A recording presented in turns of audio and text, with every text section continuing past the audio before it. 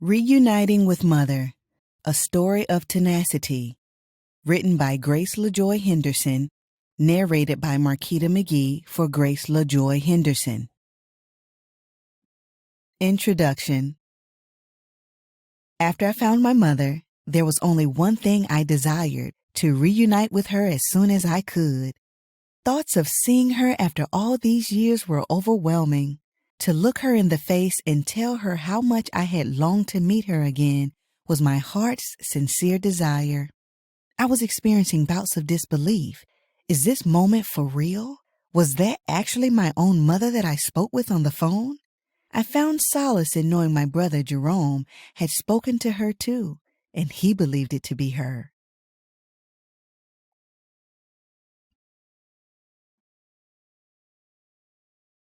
Chapter 1. After Finding Mother. As soon as Jerome and I felt comfortable that we had indeed found our missing mother, we decided to share our news with our other siblings. Jerome informed Grayson of the news while I told Terrence. That night when I told my two children that I had finally found my mother, their grandmother, I could barely keep my emotions at bay. My daughter could not believe I had found her after all of those years. She was extremely happy for me, but she had gotten used to not having a maternal grandmother, so she did not feel the need to go and unite with her immediately. My son was shocked, too. "That's amazing," he said. He was very joyful for me, but, like my daughter, he did not feel a connection with his newly found grandmother. So he did not have a deep interest in rushing to meet her either. I understood where they both stood. However, it was eye-opening to witness my children not sharing the same endearment towards my mother as I felt. I was ready to go to her right away. I had waited 49 years and did not want to wait one more minute longer. I considered renting a car and driving out of town immediately that very night or early the next morning, basically as fast as humanly possible.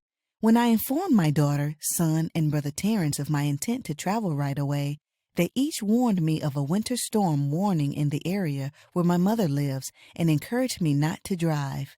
I felt frustrated. I had finally found my mother. Now here was yet another obstacle to overcome. They suggested I should take a plane instead, since it would get me there quicker anyway. Driving would be a 17-plus hour drive, while the plane would only be a 3-hour trip. I took heed of their warnings and decided to wait until after the foul weather had passed. During my wait, I made up my mind that I was going to travel there by plane. There was only one problem. Purchasing a plane ticket at such a short notice would be expensive. Excited about me finally finding my mother, my daughter paid all my expenses to reunite with her, which included my plane ticket. "Let me know if you need anything else," she told me. Due to the winter storm warning, I was left in limbo wondering what day would be the best day to travel. Realizing I could not leave immediately and that I would be traveling by plane, my brothers and I discussed the possibility of traveling together. The big question for me was, when can we leave? I only got a couple of hours of sleep that night, worrying about how soon I would be able to get out of town to see my mother. The next morning, I received a group text from Jerome suggesting we leave that upcoming Thursday, March 8th, and return on Sunday, March 11th. His text put me at ease. It put us all on the same page. I was able to calm down knowing we would all be together during this very emotional experience. I texted him back informing him that, "This sounds good to me." We discussed our plans by text and phone until we finally agreed on the details of our flight, hotel, and rental car. From the afternoon of March 3rd until the morning of March 8th, I eagerly awaited the moment that my brothers and I would finally board the plane. Ironically, on March 5th, I received an email from the private detective that I had contacted just days before I had found my mother. I had told him of my failed attempts to find my mother and asked if maybe he could help me find my siblings. Well, in his email, he asked me if I would still like for him to look into finding my siblings and possibly even my mother. He said he was willing to put some time into the matter but can't guarantee anything. He said he believed he had some solid leads and all I had to do was to give him a few $100s to get started. Feeling as if he was trying to take advantage of me, I was happy to respond to his email, letting him know I had already found my mother and that I was preparing to go out of town to reunite with her. The night before the trip, I packed everything I needed. I also packed some pictures. I found it difficult to choose among my photos, and I wondered how many would be enough. At first, I thought I would only take some pictures of my 2 children and myself. Then I decided to throw in a few more of my father, brothers and sisters and their children. I did not think I would need all of those. I just felt it would be better to have too many than not enough. After I was all packed, I took a shower and put on the outfit I was going to wear. I woke up at 2 o'clock the next morning and put my suitcase in my car. By 3 o'clock, I was driving to my brother Terrence's house to ride with him to the airport. When we arrived at his house, he took my suitcase out of my car and put it in his truck. We drove to pick up our other brother Grayson so we could all ride together to the airport. We pulled up at Grayson's home, and Terrence got out of the truck and helped him put his suitcases in the back. Finally, we were on our way to the airport. My third brother Jerome was traveling from another state. He was going to meet us there. After takeoff, our plane flew from Kansas City to a connecting flight. While we were in the air, I remembered how my father would say, "If you all ever want to look for her, I will take you, but she may not receive you all." Therefore, I had no idea what to expect or if she would even talk to us. However, there was one thing I knew, that I was extremely excited. I felt that however things went down, I would be satisfied just for having found her. We were sitting on the plane after landing at the connecting airport. I was in between Terrence and Grayson. We were feeling restless, eager, and somewhat fearful of what was to come when we finally reached our destination. As we waited for permission to get off the plane, I pulled out my phone and began recording a video of myself talking about how I was feeling at that moment. I stated, "I am very tired and anxious, yet nervous." I was feeling zealous as I awaited the moment that our travel would finally come to an end, resulting with us being in the presence of our dear mother. "Are you all okay with being on camera?" I asked my brothers. "Yes, that is fine," Terrence replied. Grayson felt a little shy as he laughed. "Oh, go ahead, I don't mind." "So how are you guys feeling right now?" I asked. Terrence was sitting on my left, so I aimed my camera phone towards his face first. Looking into the camera, he said, "I'm ready to be finished flying." Then I turned to my right. Grayson stated, "I'm tired and sleepy, but I'm ready to see my mom." I felt anxious to get off the plane and board the next plane.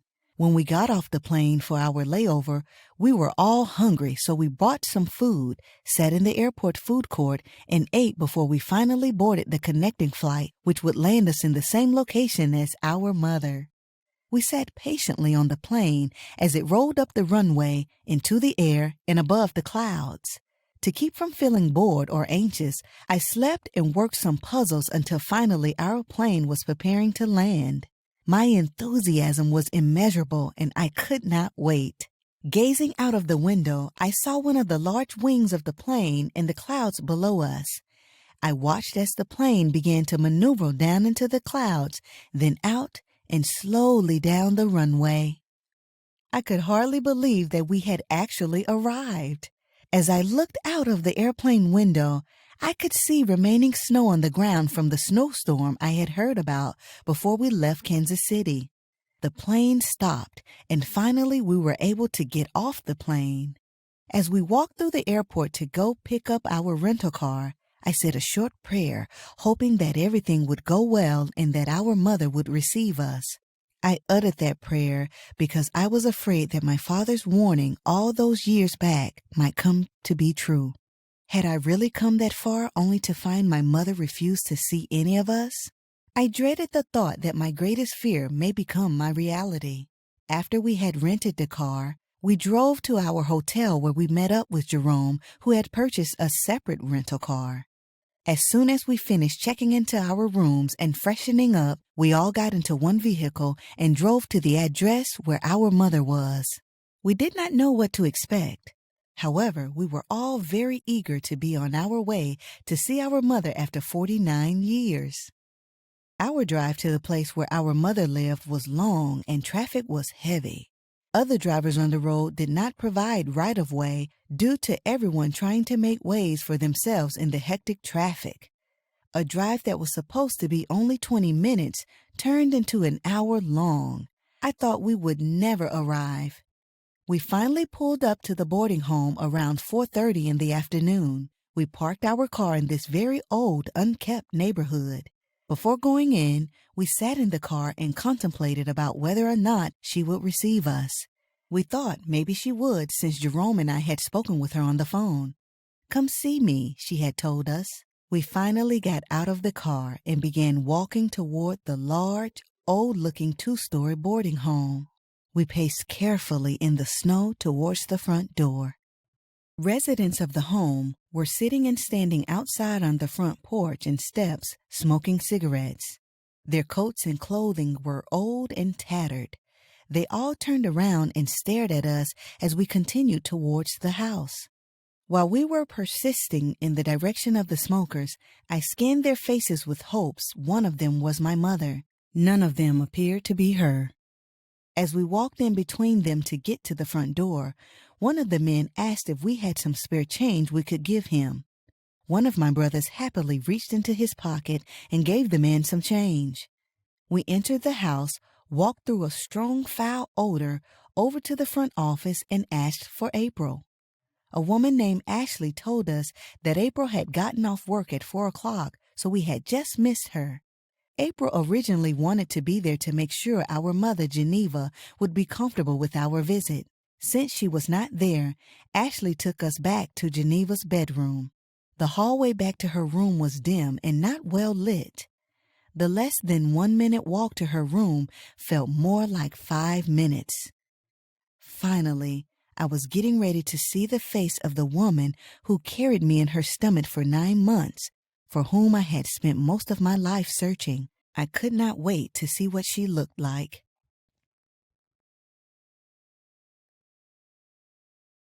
Chapter 2. Seeing Mother After 49 Years.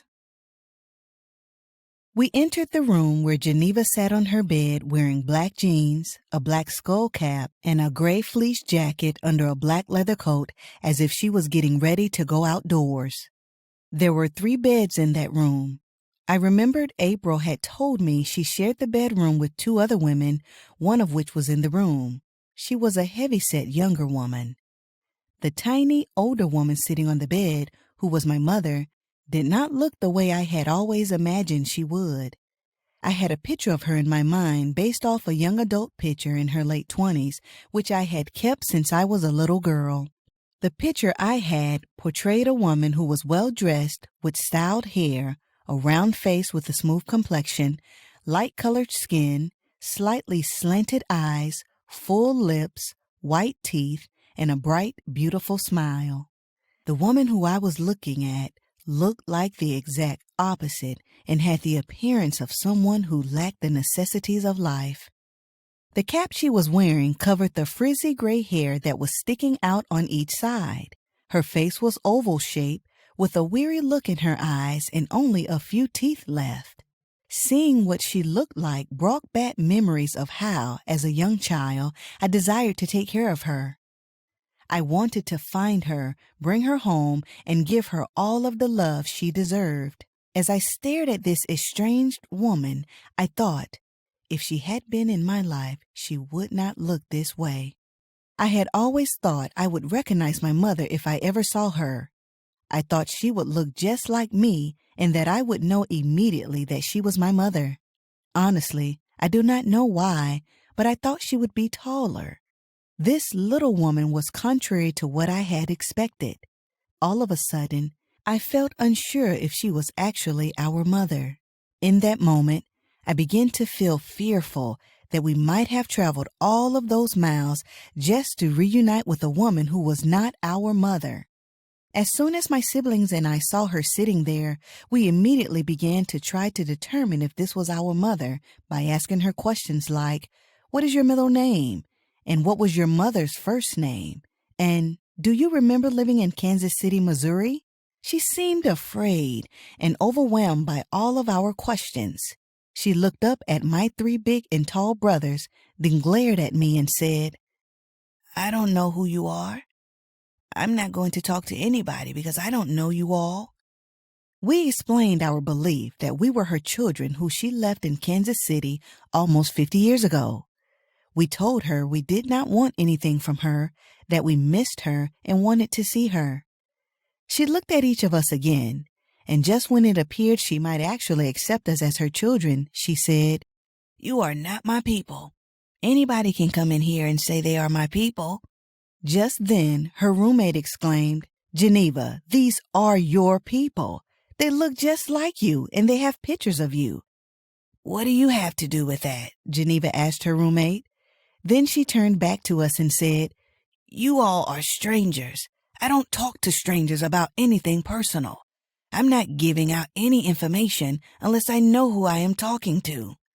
We asked her what it would take for her to know. She just looked at us and did not answer. I told her I brought my birth certificate. She looked at me as if she might be interested in seeing my birth certificate. Then she said, "No, I don't want to see that."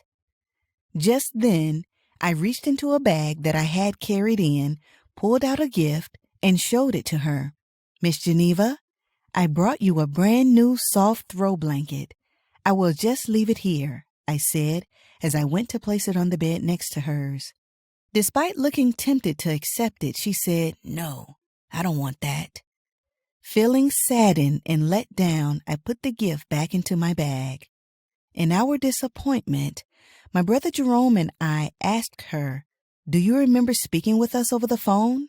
You told us to come see you." We assured her she did not owe us anything, that we were not looking for any apologies, that we loved her and just wanted to see her. She said, "No, I don't trust that," and continued to stare back and forth at each one of us as if she wanted to get a really good look at what we all looked like. After skimming each of our faces, she did not receive us, just as my father had cautioned so many years ago. I must admit, although I believed my father back then, there was a part of me that felt he may have been saying that out of his anger towards her. However, in that moment, I was actually witnessing the truth for myself, and it was sadly disappointing. I felt like this would probably be the last time I would ever see her, so I took a really good look at her. Our pleading with her to accept us seemed useless. Finally, in a moment of sadness, Terrence announced, "I'm done. It has been so long, who cares anyway?" With that said, we all turned towards the door of the bedroom and walked out with our heads held down, feeling rejected and heartbroken. All the money we had spent, the time on the plane, the excitement, the hope and anticipation we had while traveling turned into great despair and disappointment within a matter of minutes. I could not believe this was happening. I felt devastated as we made our ways towards the front door. Ashley followed us outside. She was very nice and kind to us. We all stood on the sidewalk in front of the boarding home. She listened to how we felt about our mother not accepting us, and she tried to encourage us. She reminded us that our mother had a mental illness and that she may just need time to accept us, since it had been so long since she had seen us. Ashley claimed that Geneva never talks to her and that she usually has a hard time getting her to take her medication, whereas April had given us a completely different account. Like April, Ashley was helpful and caring towards us. She acted very concerned about us having a successful reunion with our mother. I told Ashley that I really wish April had been there. I felt strongly that we would have had a better outcome if she had been. Ashley apologized to us for April's absence. Anyhow, I wanted to come back the next day because I at least wanted to see what would happen if April was there. She told us April would be there at 8 o'clock the next morning, and we were welcome to come back. After finally walking away from the boarding home, we sat in the rental car with an "I give up" and "forget this" attitude. Then We all spent a few minutes talking about what we had just experienced. I noticed my brother Terrence looked more like our mother than I had ever realized. Growing up, people always said my brother Grayson and I looked more like our mother than the rest of my siblings. However, I did not see Grayson nor myself in my mother's face at all. It was amazing to see what my mother looked like and which of my siblings looked like her. After the comparisons, the sad fact remained we had just been rejected by our mother once again. After some consideration, I said, "We should come back tomorrow when April is here. Perhaps April can be of help to us." After talking about it for a few minutes, we all agreed to return the next day and try once again to woo our mother into accepting us.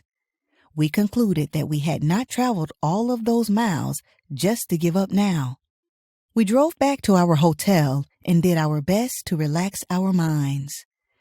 Grayson and Terrence went out to eat dinner together, while Jerome and I opted for a quiet dinner at the hotel. At some point after we made our decision to return the following day, a very strong feeling of rejection came over me, and I just wanted to leave and go back home to Kansas City as soon as I could. A distraught feeling caused me to actually forget we had agreed to go back to try again the next day. My high hopes had somehow vanished, and I shared my feelings with Jerome during dinner. I cannot figure out why I suddenly gave up after being so adamant about us going back the next day. I just know that during our drive from the boarding home to the hotel, I replayed this one thing in my mind. The way Geneva looked at each of us in the face and rejected us without any remorse. I absolutely did not like the woman who we had just encountered, and I did not want her as my mother. After dinner, I retreated to my hotel room, then called to tell my daughter and cousin how the reunion visit had gone. Afterwards, I recorded a video of myself talking about how I felt. I had been recording my excitement about the trip ever since we were leaving Kansas City. I initially hoped to create an inspirational documentary of what I hoped would be a wonderful, heartfelt meeting with our mother. When things turned out to be disappointing, I thought, I'm not recording my feelings about this. However, I felt like it is what it is. Therefore, even though things had not gone as calculated, I hesitantly recorded my negative reaction to a reunion gone wrong. I talked about the heartbreaking situation we had just experienced and how April had stated if Geneva were her mother, they would live together in the same home. The woman I saw did not look like the woman April had described. I expressed how we were standing there in front of our mother, listening to her as she told us we were not her people, how devastating that was for me, and how I felt worse for my brothers because I could see they were hurting and I could do nothing to help them. While venting, I wondered what was worse, not knowing where my mother was or knowing where she is and knowing that she did not accept me. After recording my misery, I lay there feeling heartbroken, trying to see a positive side to having found her. I no longer had to search for her, speculate about where she could be, or wonder why I did not have a mother. Witnessing her living in a state of poverty and suffering from a mental illness helped me to understand why she left us. Nevertheless, it still hurt deeply. I had always blamed my father for her leaving, but after this failed reunion, I was placing all the blame on her. This experience had left me feeling rejected because I had finally come face to face with my mother only to have her deny me. In my pain, I thought back about our final few moments at the boarding home. Although I did not think I looked anything like Geneva, I noticed one similarity. She kept biting her lips. I bite my lips. I have always known I copied the habit from someone, but could not for the life of me remember from whom I had copied it. Observing Geneva, it was clear I had copied it from her before she left us back when I was 2. That night, I spent hours on the phone with the airline and rental car company trying to find a way to leave and head back to Kansas City. A smooth exit was not possible, so I finally put my head on my pillow to rest for 3 hours before it was time to wake up again the next morning. When morning came, My brothers and I had breakfast together in the hotel dining room. While eating, Grayson asked me about my desire to return home.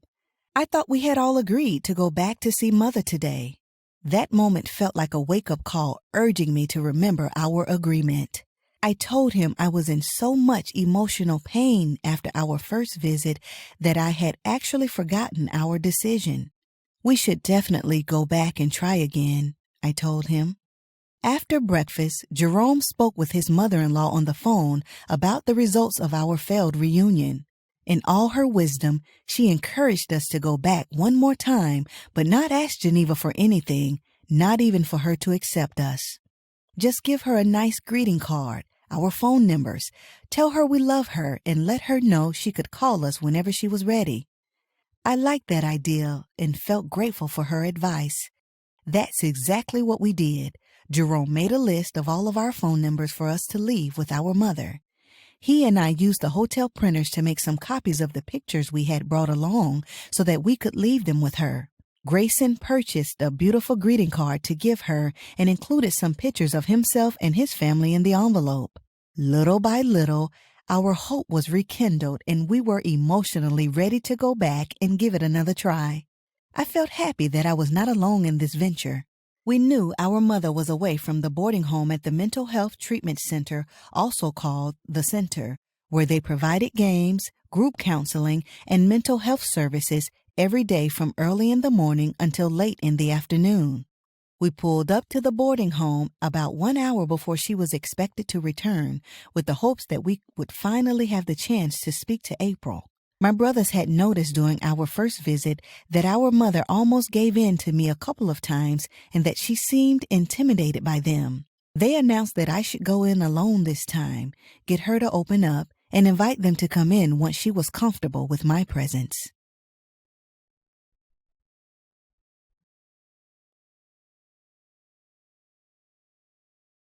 Chapter 3. Will Mother accept us? There was still some uncertainty in our minds about whether this woman was really our mother. After all, what if she honestly did not know who we were? I walked into the home all by myself, strolled into a room where 2 women were sitting, and asked if one of them was April. They said, "April went out for lunch about 3 hours ago and has not returned." I told them I was there to see Geneva. Before I could tell them who I was, they both exclaimed, "You look just like Geneva." I told them I was her daughter and that my brothers and I had found her after 49 years. Furthermore, that we had traveled all the way from Kansas City to reunite with her. I explained we came here last night and she refused to talk to us or to accept us as her children. The women looked at me with compassion in their eyes. They told me Geneva had not come back from the center, but she would be back in about 1 hour. They introduced themselves. Miss Adams was the housekeeper. She told me I was beautiful and that I had hair just like Geneva's, which made me feel proud. She said Geneva was nice, quiet, did not bother anyone, and takes care of herself. "She talks to me every evening," Miss Adams said proudly. The other woman, Miss Davis, assured me Geneva would talk to me. "She is just older. She doesn't know. Don't worry. She'll talk to you." She told me Geneva comes to her whenever she wants cigarettes and that she loves to smoke. Miss Adams took me to see Geneva's bedroom. She had a smile and a proud look on her face as she told me how she made up the bed and how she cleans my mother's room every day. When I was in her bedroom the night before, trying to reunite with her, the mood was intense. So, I had only noticed the 3 beds. However, during this showing, more details stood out. The walls had a light color paint, and there was a large piece of framed artwork hanging on the wall next to her bed. There was a 4-drawer dresser, 2 nightstands, and 1 closet, which Geneva shared with her roommates. The bed cover looked clean, the floor was shining, and the room was free of clutter. After admiring the bedroom, we walked back to the room where we had come from. Miss Davis suggested something that would definitely make my mother talk to me. "If you bring her cigarettes, she will sit with you and talk. Miss Adams added that it would also be nice for me to bring her some coffee, shampoo, and soap. Miss Davis agreed that those things are okay, but insisted that cigarettes were what she really wanted. As I was leaving, Miss Davis gave me an empty cigarette carton. "When you go into the store, just show them this," she said. "Ask for cherry. That's her favorite kind." They both assured me I could purchase all of the items at the corner store just down the street. Just like everyone else we had encountered who worked for the boarding home, Miss Davis and Miss Adams were very patient, kind, caring, and showed concern for us having a successful reunion with our mother. I said goodbye to them as I walked out of the front door and back to the car, where my brothers were eagerly awaiting my return. I told them what Miss Davis and Miss Adams had said about the cigarettes. Initially, they were skeptical until I explained further. Then we all agreed to take a trip to the corner store and buy whatever was necessary to get her to talk to us. We purchased an entire carton of her favorite brand of cigarettes, coffee, shampoo, lotion, deodorant, and a bar of soap. Then we drove to a local restaurant to get a bite to eat. We went back to the boarding home and, again, I stepped out of our vehicle and proceeded to walk up to the front door. Miss Davis was outside, walking away from the house towards me. She told me Geneva was not there yet. She pointed to a street corner and told me to look out for a big blue bus to pull up there very soon, and that Geneva would be walking off of it and going into the house. We sat in the vehicle, intensely watching the corner and waiting for the bus. While waiting, Jerome gave me a list of all of our phone numbers he had made back at the hotel. He told me to be sure to give it to our mother. Grayson handed me the envelope, which included the greeting card and his family pictures. At this point, we were not sure how things would go when I went in there. Would she accept me when I went in alone? Would my brothers get an opportunity to go in? Or would we go back home rejected and dejected? Finally, the big blue bus pulled up and stopped at the corner, just as Miss Davis had said. The door flew open, and out walked all the residents of the boarding home, one person at a time. Eventually, Geneva stepped down the stairs of the bus and limped across the street towards the boarding home. Just then, I remembered how April had told me there was something wrong with my mother's hip. "That's her!" we exclaimed. I climbed out of the car and walked towards the house. She was wearing the same black jeans, black skull cap, and gray fleece jacket under the black leather coat she had on the evening before, and she was carrying a plastic grocery bag in her hand. Her limping prevented her from walking very fast, so I caught up with her as she was walking up the stairs of the house. I said, "Geneva, hi." She looked at me and attempted to walk faster to get away from me. However, her hip pain would not allow her to walk any faster, but she continued walking into the front door of the house. I wasn't to be dejected, so I continued to walk behind her. "I brought you some things, some cigarettes and stuff. Can we sit down and talk?" I implored. She stopped walking, turned around, looked at me, then looked at the bags I was carrying. Then she said, "No, I don't know you. I'm not going to talk about my life." I said, "I just want to talk. I won't ask you about your life, okay? I'll just give you some stuff and you don't have to tell me anything that you don't want to share." There happened to be a male resident standing directly inside of the doorway who heard my conversation with my mother. He looked down at the bag with a look on his face that said, "I don't know what her problem is, but if she does not want those cigarettes, I will take them." She kept walking and didn't say anything else, and I continued to follow her as she walked to the door of her bedroom. I said, "We will just talk. I will have to respect the fact that you don't want to talk about your life, okay?" She said, "No, I don't talk to anybody about my life." I said, "I'll respect that. I understand." Her bedroom door was locked because all room doors stay locked at all times. She turned to go ask one of the workers to let her in. As she walked into her bedroom, I walked in behind her. She went over to sit on her bed in the exact same spot where she had rejected us the night before. At the same time, I was standing up pouring all the items my brothers and I had bought onto the bed next to hers. I noticed her eyes light up when she saw all of the cigarettes, but she still did not warm up to me at all at that point. She continued to keep her guard up as she looked at me with a very serious, untrusting look on her face. I continued to pour out the items. I told her Miss Davis and Miss Adams had told me some of her favorite things. The mention of Miss Davis and Miss Adams seemed to cause her to relax slightly. They both said I looked just like you, I told her.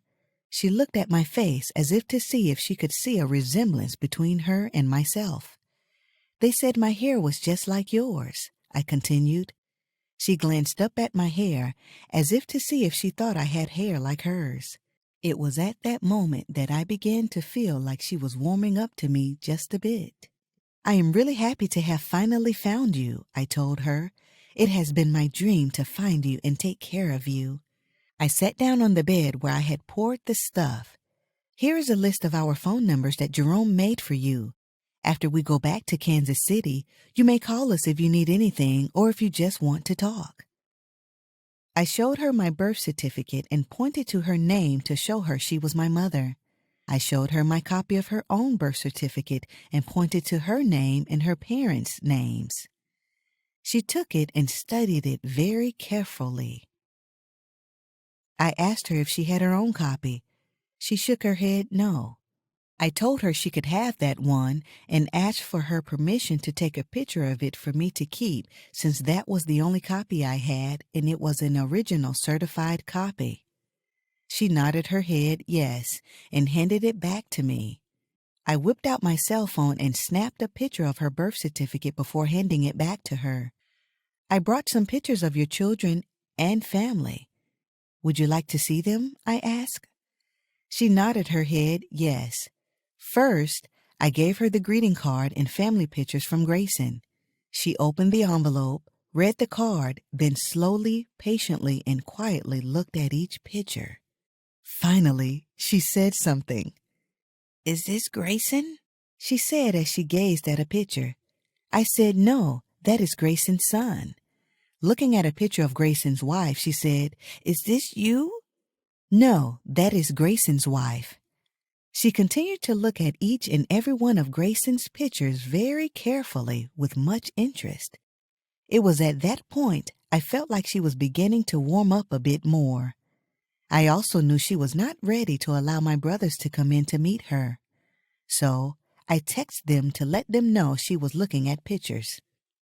When she finally finished looking at the pictures of Grayson and his family, I pulled out some more pictures. I showed her a picture I had of my father with my siblings and me when I was 4 years old. She held it in her hand and stared at it for a few moments. She asked me if our father was still alive. I told her he had passed away back in 1991. She said, "Are you sure?" I said yes. I went on to tell her some of the things that happened with our family after she left. I told her that my father ended up leaving us in a house alone to go work in Florida, and we ended up in foster care. She said, "Oh yeah?"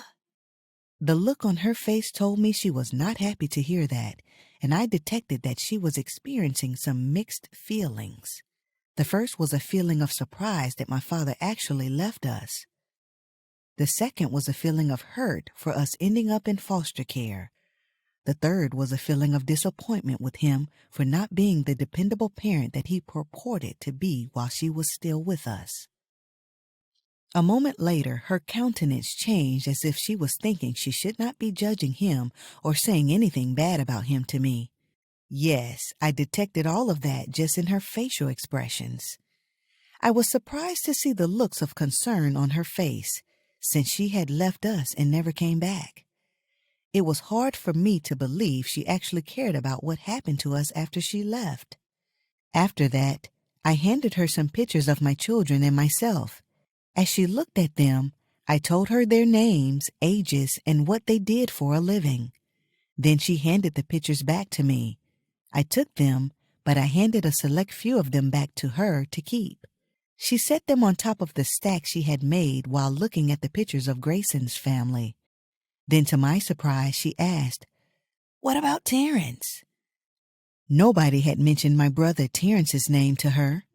I felt amazed because this was the first sign of her showing that she actually knew who we were. This made me feel a little more confident that this woman was indeed my mother. I pulled out some pictures that I had of Terrence and handed them to her. She looked at them with great interest. Noticing that I had not shown her pictures of his family, she asked, "Does Terrence have any kids?"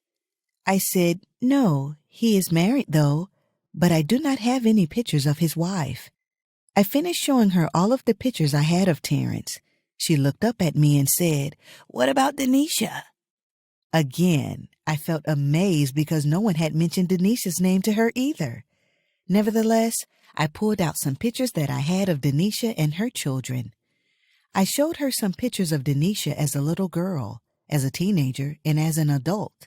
She seemed to take a special interest in one of the pictures, the one in which Denisha was 19 years old and suited in her army uniform. She stared at it a lot longer than the rest, so I told her she could keep that one. When she was finished looking at all of the pictures I had of Denisha, I showed her some pictures of Carla and her children. Then I mentioned to her that we did not know where Carla was. She seemed genuinely concerned about Carla missing. She said, "That's weird that nobody knows where she is." When she said that, it gave me a bizarre feeling in my heart because she, herself, left her family and nobody knew where she was for almost 50 years. So I did not understand why she thought it was weird that we did not know where Carla was. Once we were done talking about Carla and looking at pictures of her, my mother surprised me once again. I was stunned when she asked, "What about Grace?" when I had been sitting there talking with her and showing her pictures for over an hour.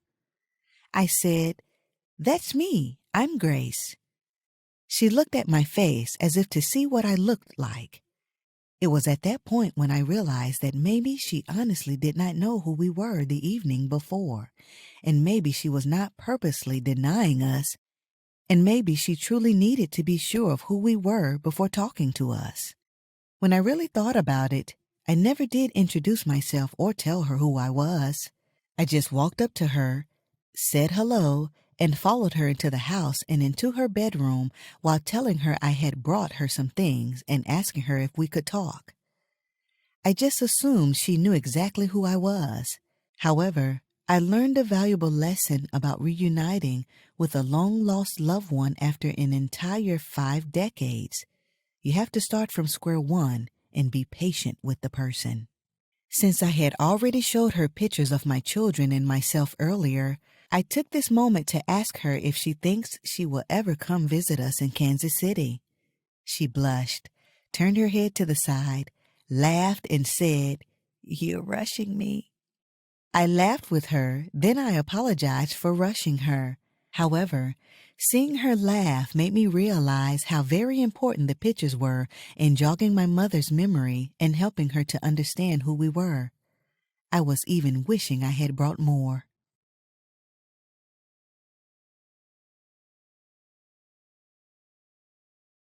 Chapter 4.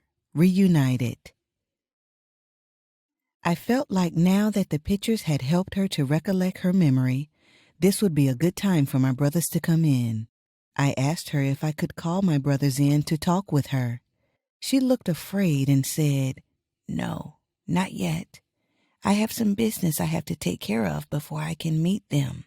I told her that they traveled a long way just to see her, and they would feel sad if they had to go all the way back home and not be able to talk with her. I told her that if they do not get to meet with her while we were in town, there might not be another opportunity. She said she was not ready. Feeling afraid that she may never be ready, I asked her if I could ask them to come in one at a time and assured her they would not ask her anything about her life. She said, "No, not yet. I need to see them first." I knew she was feeling nervous and confused, so I told her that was why I wanted to bring them in, so that she could see them. "So, may I call one of them in now?" I asked. She looked at me with a nervous look on her face and did not say anything for about 30 seconds. Then her face looked less afraid and she said, "Okay." I became excited and asked her which one of her sons she wanted to reunite with first. She said, "Wait, not yet. I'm not ready.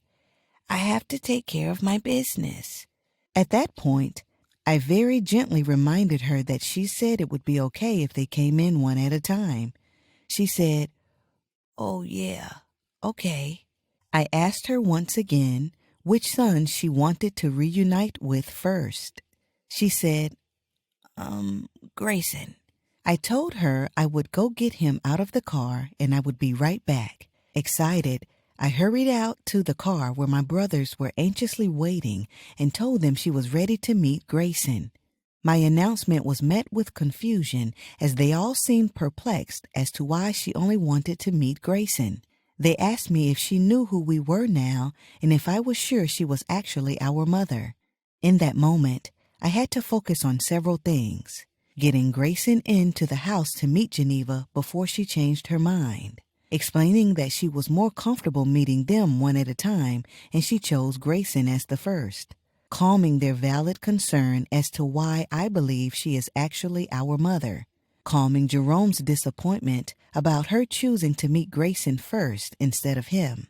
I quickly told Jerome I believe she asked for Grayson first because he sent in the card and pictures.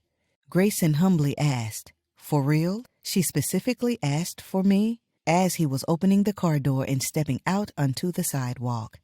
I said, "Yes," and quickly explained to Jerome and Terrence that our mother was not comfortable with all of them coming in at once. I also rapidly told them that she specifically asked about Terrence and Denisha without me ever telling her their names. Then I rushed off to walk with Grayson. We walked into the house together, went back to Geneva's bedroom, and knocked on the door.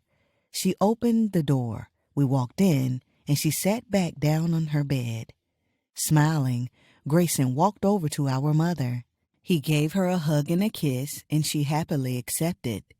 Grayson was careful not to ask her anything about her life. He talked to her about some fond memories he had held about her over the years. Specifically, he reminisced about a time when he was a little boy and he gave her some money because he knew she needed it. He told her that he and his family were doing well and that he was able to provide her with a better life if she so desired. He told her how much he loved and missed her. The whole time, she looked at him and nodded her head in a yes motion, giving a smile every now and then. Grayson ended his time with our mother by asking her if he could take a picture of her. She said, "Yes." Feeling jealous, I asked Mother if I could have a picture with her. She said, "Okay." So I sat beside her. She straightened up her cap and Grayson took the picture. Then Grayson took the picture that he wanted of her by herself. Mother seemed more comfortable and happily allowed us to take the pictures. During the exciting picture-taking moment, after sitting next to her for the picture, it dawned on me how very small my mother's statue was.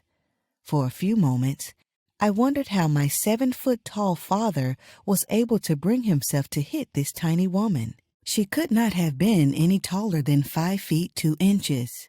After Grayson enjoyed Mother for a few more minutes, I asked Mother which of her sons she wanted to see next.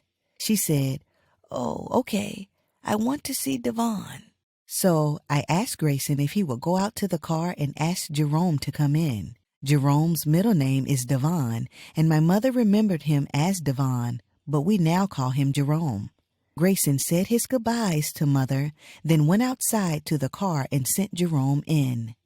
After a few minutes, Jerome knocked and I let him into the bedroom. He walked over to where our mother was sitting and gave her a big bear hug and a great big kiss and was very happy to see her. She had a humongous smile on her face. Like Grayson, Jerome was also respectful in not asking her any personal questions. Instead, he told her how much he had missed her. He reminisced about how he used to call her Mommy when he was a little boy. With a happy look on her face, she said, "All of my kids called me Mommy." Sitting on the bed next to hers, he recollected how she instilled in him a sense of spirituality and that he strives to be a good person today because of it. He recalled how she was a great cook and that she made the best homemade rolls and cookies. She said she was not sure she agreed she was a good cook, but she certainly had a huge grin on her face the whole time he was talking about it. Jerome told her he was a good cook, too. She said, "Oh, yeah?" and asked him what he could cook. He told her he baked pies really well and that he cooks full holiday meals, complete with items like turkey, dressing, macaroni and cheese, greens, and cornbread. He even told her about the few times when he invited me over to his home to partake in the delicious home-cooked meals. "You can ask Grace. She has been over for holiday dinners," he bragged. At first, I teased him by saying, "He can't cook." Then I immediately confessed I was just joking and that he was actually a great chef. Jerome went on to tell our mother that he was doing well for himself. He showed her pictures of himself, his son, his house, his truck, and his wife. He expressed how much he loved and cared for his wife. Then, he actually called his wife using the video chat feature on his phone to let our mother see her and talk with her. "You are beautiful," Jerome's wife said. The compliment caused our mother to smile and even blush a little. It gave me a warm, fuzzy feeling, too. While they were chatting, one of Geneva's roommates knocked on the bedroom door because she wanted to come in. I got off the bed I was sitting on, went to the door and opened it. She walked into the bedroom, went to the closet as if she was looking for something. While standing in front of the closet, she cleared her throat as a way of getting my attention. I looked over at her. She whispered, "Do you have any change you could give me?" Realizing I was actually sitting on her bed, I smiled and told her that since she was kind enough to allow me to sit on her bed, then I would give her some change. I reached in my pocket, pulled out all of the change that I had, and gave it to her. She said, "Thank you," then left. After the video chat, Jerome continued to reminisce. He recalled that our mother was a great piano player, that she enjoyed sewing and knitting, and how she loved to polish her fingernails. With a smile on his face, he told her, "You used to always be sitting at the dining room table, polishing your fingernails." She smiled. Absently, I looked down at her hands, noticing chipped red nail polish on each finger. I guess she still enjoyed polishing her fingernails. Jerome's time with our mother ended in yet another photo session. Just before leaving, he reminded our mother that she had his phone number and she was welcome to call him any time. He told her that he was capable of providing for some of her needs and she could feel free to ask. He talked with Mother for a few more moments. Then she was ready to meet Terrence. Jerome lifted himself off the bed, said his goodbyes to Mother, and went to the car to send in Terrence. Within a few minutes, Terrence showed up at the door of Mother's bedroom. I opened the door and in he walked. He began his reunion by giving her a big hug and kiss and telling her how much he had missed her. During his reunion, Terrence asked her if she liked living in the boarding home. She hesitated, then said it was okay, but she did not like the residents stealing from her. She said she could not have anything of value there and that she used to have a television, but it was stolen. "Well, if you ever want to leave here and come live in Kansas City with us, just call me and I will make it happen," he told her. "I will let you know," she said. "I have a lot of business to take care of before I can consider moving." Whereas Grayson and Jerome did most of the talking during their reunions with our mother, she had become more comfortable and talked a lot during Terrence's reunion. At the beginning of her reunion with me, she did not want to talk about her personal life. However, by this time, she was sharing some very personal information about herself. She volunteered the fact that she had 10 children.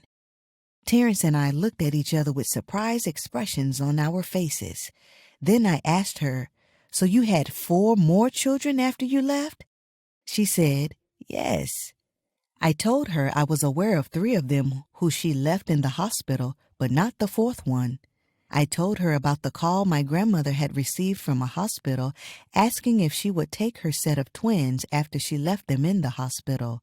I told her that my grandmother was also informed about her little girl that she left in the same hospital 3 years before the twins.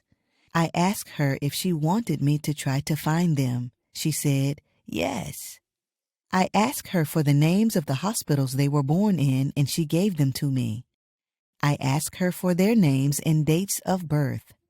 She told me their first names. She had difficulty recalling their dates of birth, but did her best to give me the correct dates. She said she used to have a list of all of her children's names and birth dates, but she had lost all of her belongings. This was an amazing moment for me because I had longed to find the siblings my mother had after she left. However, I had no idea of the children's names, and I did not know anyone who could give me even a clue. Therefore, finding them had been close to impossible. Finally, here I was sitting in front of my own mother, and she was telling me the names she gave to each of them. I was able to acquire this long-awaited information directly from the person who named them, something I had never thought would happen in this lifetime. I felt happy she was being so open after being so cautious at the beginning, but I did not want to hinder that moment. So I treaded lightly as not to bombard her with all the other questions I had carried in my mind for so many years. I put a little time, space, and careful consideration between each question. I did muster up the courage, however, to ask her if she ended up marrying the man named Calvin and if she and the additional 4 children shared his last name. She said yes to both questions. Then I asked her how long she and Calvin were together. She said 2 years. It was very nice to learn details about what her life has been like since she left us 5 decades ago. Terrence asked her how she was doing overall. She said her hip hurts all the time, but otherwise she was doing okay. I asked her if I could take a picture of her with Terrence. She said yes, but that she would have to smile with her mouth closed because she was very embarrassed about her teeth. I used to have some pretty teeth, she said. All of a sudden, they just started falling out. I don't know what happened. She expressed how much she would like to have her teeth fixed. I told her I knew she used to have pretty teeth because I saw them on the picture of her that I had kept all of those years. I snapped the picture of her and Terrence, then she continued to talk openly with us. As she went on talking, she recited Devon's date of birth. Terrence looked at me in amazement that she actually knew that information. She also recited Carla's middle name. I asked her if she remembered mine. She said, I didn't give you one. I felt very surprised to learn that she did not give me my middle name. I told her it was LaJoy, but it did not ring a bell with her. Just then, I remembered how my birth record showed LaJoy on the final days of my hospital stay, indicating someone added it at the last minute. So, if my mother did not give me that name, then who did, I wondered. While she and Terrence continued to talk, I veered away in my thoughts, thinking that my grandmother must have given me my middle name. I was silently remembering how she used to correct me whenever I stated it incorrectly. I used to think the correct way to say it was Joy. However, my grandmother would correct me and say, your middle name is LaJoy with a "la" at the beginning. So then I began to call myself Grace LaJoyce. Again, she would correct me and say, your middle name is LaJoy with no "s" at the end. Reminiscing about her insisting I stated it correctly led me to presume that grandmother was indeed the person who had given me that middle name. Towards the end of her time with Terrence, our mother had mentioned several times that she needed to go eat her dinner. She was careful not to make us feel unwanted, but she just really wanted to go eat. Finally, we realized how badly she wanted to go eat, so we rapidly began to wrap up our visit. We asked her if she needed anything. She said, do you want to know what I really need? Money. Then she laughed. We had already planned to give her money, so we both took some bills out of our pockets and gave them to her. We were concerned about giving her cash due to the living environment she was in because she lived with people who she said steal from her and who had begged us for money. Out of my concern, I asked her if she knew how to protect her money. She said yes. She kept it in her purse, which she wore strapped around her neck and across her chest at all times. As we were walking towards the front door to leave, we saw the very large dinner rack. We also noticed there was only one plate of food on it, so we guessed it was hers. In hindsight, we realized that if she had not come for dinner when she did, one of the other residents would have taken her plate and eaten her dinner. After she had secured her dinner plate, I asked her what her favorite food was. She said, "Fried chicken." I asked her if she wanted us to bring her some the next day and have dinner with her. She said yes, with a smile on her face. Terrence was in agreement with coming back the next day, too. As we were leaving out of the door, she reminded us with excitement in her voice, "Tomorrow at 4 o'clock, don't forget." We said, "Okay." As we were leaving, we each hugged our mother and gave her a kiss on the jaw. In turn, she gave each of us a kiss on the jaw, too. We proceeded to walk out of the door and join Jerome and Grayson in the car. We were talking about the very emotional reunion we had just had with our mother. Terrence told Jerome, "Man, she knew your birthday, and nobody had even told her." He seemed amazed by that, which let me know that just like our mother truly needed to understand who we were, he truly needed to feel sure that she was our mother.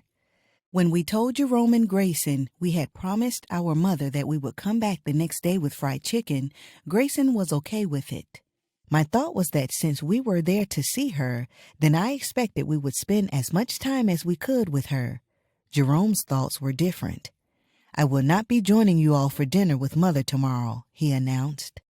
I believe Jerome only needed the memory of reuniting with her and knowing that she was okay. I believe he found closure after she had accepted us. He wanted memories that he could share with his offspring, nieces and nephews, and he got that. As he drove us all back to the hotel, I had time to do some silent thinking of my own. I initially felt like since Geneva was my mother, who carried me in her stomach for 9 months, she should have accepted me immediately, no questions asked. What I did not think about was this. Just like we bombarded her with questions at the beginning because we wanted to be sure of who she was, she also needed the opportunity to be sure exactly who we were, especially since she had 10 children whom she had been separated from for decades. She needed to be able to understand whether we were the first set of 6 children she left in Kansas City or the second set of 4 children that she left after her departure from us. I guess when a person has been living in denial about having children for so many years, they do not just snap out of it in one moment. I had to sit with her, talk softly to her, show her pictures, be kind and gentle, and introduce my brothers slowly and carefully, one at a time, while eagerly hoping she would accept each of them before we traveled back to Kansas City. I felt like we had just had a very productive day. When we returned to the hotel, we ate dinner, then retired to our rooms for a good night's sleep.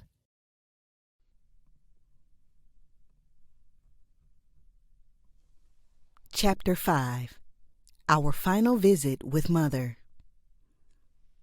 That next morning, we ate breakfast together at the hotel restaurant. Then we went back to our respective rooms to rest up before going back to the boarding home for dinner with our mother that evening. While in our hotel rooms, Terrence and I got into an argument over the phone and I was feeling unloved.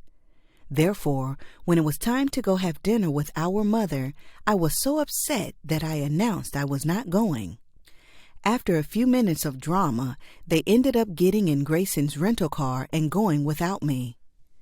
The argument was not related to our mother, but at the time it seemed huge. Looking back, it was mere sibling rivalry which had soured my mood. However, at the time it appeared enormous enough to cause me to refuse to visit my mother whom I had longed to know for 49 years. After they pulled off, I began to think about how it was my idea to have dinner with her in the first place. I thought about how much I really wanted to have this moment with our mother. Most of all, I remembered how badly I wanted to ask her why she left and listen intently as she talked to me about it. So, I hopped into the rental vehicle that Terrence and I had purchased and drove myself to the boarding home. They went to buy the chicken dinner first, so I arrived at the home before them. I texted to let them know I was there and waited for them to show up so we could all walk in together. I was still feeling sad, but I put on a happy face so that we could all enjoy this final visit with our mother. Finally, they arrived and we walked in at 4 o'clock with a large chicken meal as promised. One of the workers met us at the door and asked, "May I help you?" We told her we were there to have dinner with our mother, Geneva, so she gave us permission to proceed. We walked back to our mother's bedroom and knocked on the door. It took her a couple of minutes to open the door. When she finally did, she explained that she had fallen asleep because her hip had been hurting. She was wearing a red long-sleeve top with black pants and the same black skull cap on her head from the evening before. She wore her black purse strapped around her neck and across her chest. She carried 2 worn plastic grocery bags, one in each hand. I am not sure what was in the bags, but as I glanced around inside of the home, I noticed pretty much all of the residents carried around their belongings in some type of old worn bag. She pranced away from her bedroom with a great big smile on her face and led us into a huge dining room area. It had about 10 very long tables with several chairs at each one. This was where the boarding home residents usually gathered to eat their meals, but we were the only people in there at the time. We placed the bags of food on one of the tables. She mentioned that her hip was hurting and she had run out of pain pills. Grayson and Terrence offered to go to the store and buy her some, and she accepted. She told them the brand she liked and asked for the large bottle of extra strength. They left out of the house and headed to the store, while my mother and I remained seated in the dining area. "Where is Devon?" she asked. "He stayed back at the hotel to rest up for his early morning flight home," I responded. There was a moment of silence, which I broke by asking a heartfelt question. "Did you ever think about us over the years?" She said, "Yes, all the time." She mentioned again that she had 10 children and told me she initially only wanted 2 children, a boy and a girl. She said, "If anybody would have told me I was going to have 10 children, I would not have believed them."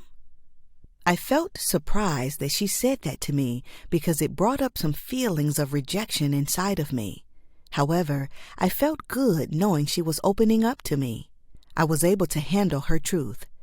At that moment, I remembered how my father would rant about how she did not want all of the children she was having. Yet, she did not believe in birth control or abortion. Hearing her say she never wanted so many children caused me to think about the adverse effect it must have had on her mental illness. We avoided that subject when she asked me what I did for a living. I told her I had a regular full-time job and that I was an author of several books. I told her I began my writing journey by writing poems as a little girl. She smiled as she told me she used to write poetry when she was a little girl too. She asked me what inspired me to become a writer. I told her that writing poetry helped me to deal with my feelings growing up. I told her that everything I experienced as a child inspired me, like not knowing where she was and living in foster care after my father left. "Is he still alive?" she asked. I immediately remember she had asked me that same question the day before, but I answered it as if it were the first time she asked. "He passed away in 1991, I told her. "Are you sure?" she asked. I told her that I was. She said she could not believe he had passed away. She began telling me about the people upstairs on the 3rd floor who have been saying that her husband was still alive. I asked her, which husband, Calvin or father? She said, my father. Since she told me she and Calvin were married after leaving Kansas City, it was bizarre to me that she was still referring to my father, whom she left almost 50 years ago, as her husband. Furthermore, I knew that there was no third floor in the boarding home, so I presumed she was referring to the voices she hears in her head due to her mental illness. With my brother still being gone, I thought this might be a great time to ask her why she left. Do you remember anything about how things were just before you left Kansas City? I asked. She looked at me as if she was afraid to answer that question. She may have a mental illness, but she is very smart. I believe she was very aware that was a loaded question. I think we both knew that if she answered that question, it would lead to me wanting to know more about her time in Kansas City just before she left, in particular, why she left. Therefore, instead of answering my question, she went back to talking about the people upstairs. Finally, my brothers returned from the store with her pain medicine. She took one of the pills right away, then we all sat around, talking and eating. A few minutes later, my niece called my phone number so that we could do a video call between our mother and my sister Denisha. She entered the video, and they were both smiling as they said hello to each other. All of a sudden, my sister asked, Grace, how do you know this is our mother? She does not look like our mother. I felt speechless because I knew it would take more time than we had to explain how I knew she was our mother. To my surprise, our mother did not seem offended by my sister's doubt. She just asked her a couple of questions, which Denisha answered happily, and they said their goodbyes. My sister actually learned we had found our mother just moments before the video call.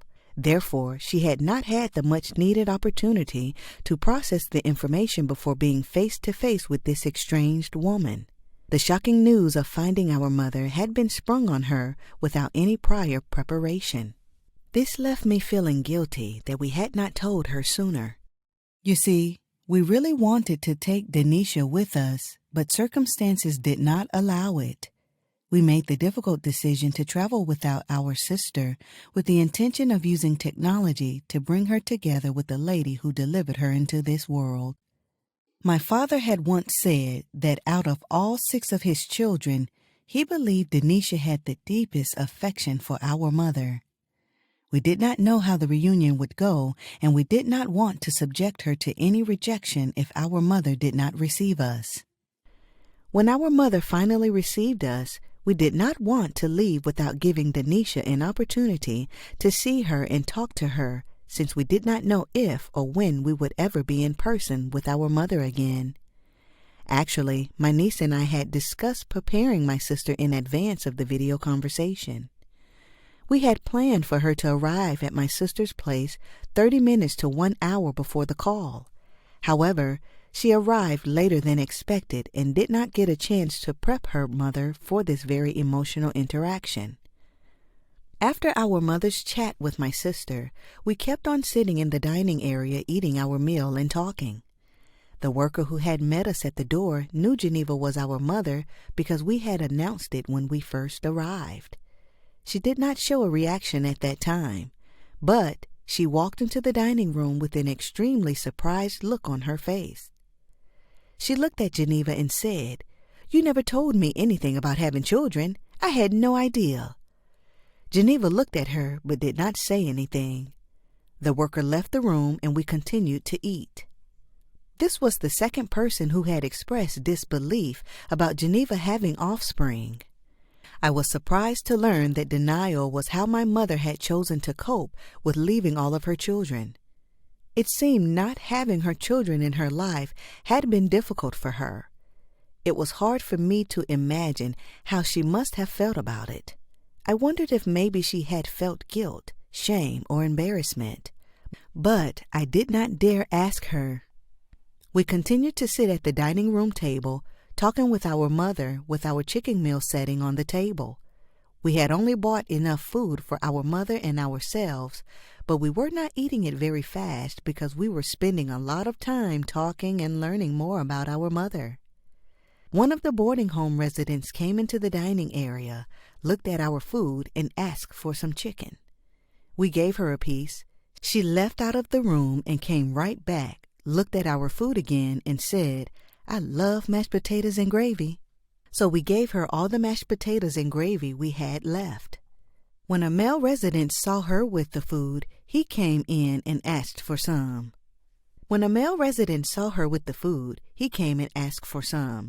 Thankfully, we were able to honor his request. I was very hungry, but I had not eaten yet because I was busy conversing. I observed that there were 2 more pieces of chicken in the box, which I planned on eating when I got a break from talking. When I was finally ready to partake of some chicken, I looked in the box and it was empty. Feeling puzzled, I looked around the table and none of my brothers had taken the chicken out of the box. Then I looked over to my right at the table beside ours and observed a male resident with a plate of chicken. He was eating it very fast and appeared to be enjoying it very much. I felt a little mystified because the box of chicken was sitting right in front of me, but I did not see the man take it. I looked over to my left at the table where my mother was sitting. My brother Terrence was standing in front of her. I had a baffled look on my face. Terrence whispered, "I said he could take it." The mystery was finally solved. I still felt hungry, but I was happy the man was enjoying the chicken. At that point, with the food being gone, I felt our visit would be over soon. So I asked Grayson if he wanted to take a picture with our mother. He said yes. I took one with my cell phone and one with his. Then I asked Grayson to use my cell phone to snap a picture of me with our mother. I had taken pictures of Jerome and Terrence with our mother the evening before, but not Grayson. As we were taking the pictures, again our mother mentioned feeling embarrassed about smiling due to the condition of her teeth. Terrence told her that if she moved to Kansas City, it would be easy for us to take her to have her teeth fixed. We could monitor the process and take her to all of her appointments. She reminded him of the business she had to take care of before she could consider moving. After our photo session, we looked out of the window and noticed it was beginning to get dark. The descending darkness was a cue for us that we should go. As our visit was nearing its end, we all expressed to our mother how much we truly enjoyed our visit with her. We informed her how much we would love to bring her to live closer to us. We voiced our desire to remove her from the boarding home, move her to Kansas City, and provide all of her needs. We reminded her that she had our phone numbers and that she could call us anytime. One of the last things my brother Terrence said as we were walking out of the door was, "When you are ready to come to Kansas City, just call and say, 'I want to come.'" She smiled and said, "Okay." Each of us gave her a hug just before walking out of the door. When I gave her my goodbye hug, she kissed me on the jaw. Then we left out of the door. The quarrel Terrence and I had gotten into before coming now seemed insignificant. He, Grayson, and I walked out together, jumped into our separate vehicles, drove back to the hotel, ate dinner, then retreated to our rooms to rest up for our flight back to Kansas City early the next morning. As we traveled home, we shared our experience of meeting with Mother. We all agreed on how nice it would be to bring her to live closer to us. We conversed about how we could place her in a safe environment where people would not steal from her, where she would not have to carry all of her belongings around in a bag, where we could facilitate the treatment she needs for her hip pain, and where we could take her to have her teeth fixed. We brainstormed about ways to keep the communication lines open with her and maybe inspire her to move closer when she felt more comfortable after getting to know us better. We all agreed it would be best for us to return home, call her every once in a while, send her cards and gifts for her birthday and other special occasions with the hopes that we could bring her closer to us at a later date. We all realized that our hands were somewhat tied since that final decision would have to be hers. If she were happy to reside at the boarding home, then we should be happy too. Even though I agreed with my brothers, I still carried an unsettling feeling in my core. I left feeling disappointed because our mother did not readily accept our offers to move her to Kansas City to allow us to provide a better life for her. I was shocked that she preferred to stay in the poverty-stricken place she was living when we could provide a nicer place. I know she said she had business to attend to before she could consider moving. However, I could not help but to wonder if she really had business or if that was just her way of stalling.